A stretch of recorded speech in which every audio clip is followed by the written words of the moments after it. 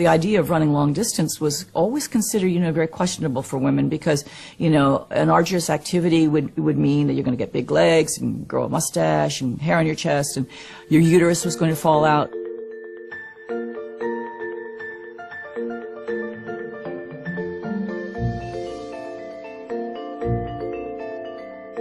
So I filled out the entry form.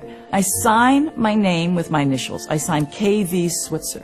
And when I signed it that way, obviously, when the form went in, they couldn't tell it from a guy's. The world's most famous foot race even attracts a leggy lady, Kay Switzer of Syracuse. So there we were with my coach, Arnie Briggs, and my boyfriend, an All-American football player, Tom Miller. When other runners would come by, they would say, "Oh, it's a girl!" And they were so excited. And Arnie was saying, "Yep, I've trained her." And all of a sudden, the flatbed truck is in front of us, and I heard the photographer saying, "Slow down, slow down, slow down." And they were taking pictures of us. On this truck was the race directors. One of them was a feisty character by the name of Jock Semple. He just stopped the bus, jumped off, and ran after me. Suddenly I turned, and he just grabbed me and screamed at me, "Get the hell out of my race and give me those numbers." And then he started clawing at me, trying to rip my numbers off. And I was so surprised. And he had the fiercest face of any guy I'd ever seen, and out of control, really. I was terrified. And all of a sudden, my boyfriend, Big Tom, gave Jock the most incredible cross-body block and sent Jock flying.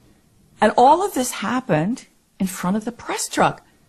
The journalists got very aggressive. "What are you trying to prove? Are you a suffragette? Are you a crusader?" Whatever that is, And I said, "What? I'm just trying to run."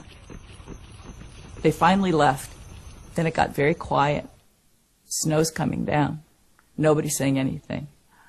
And I turned to Arnie, and I said, "Arnie, I've gotten you into a lot of mess here, I guess." But I said, "I don't know where you stand in this." But I said, "I'm going to finish this race on my hands and my knees if I have to.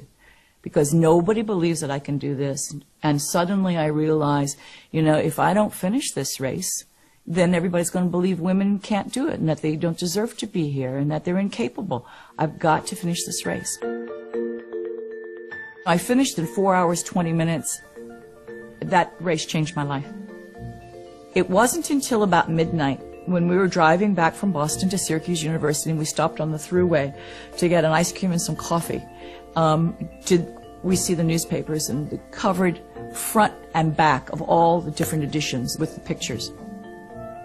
I realized that now this was very, very important, and was going to change my life, and it was probably going to change women's sports.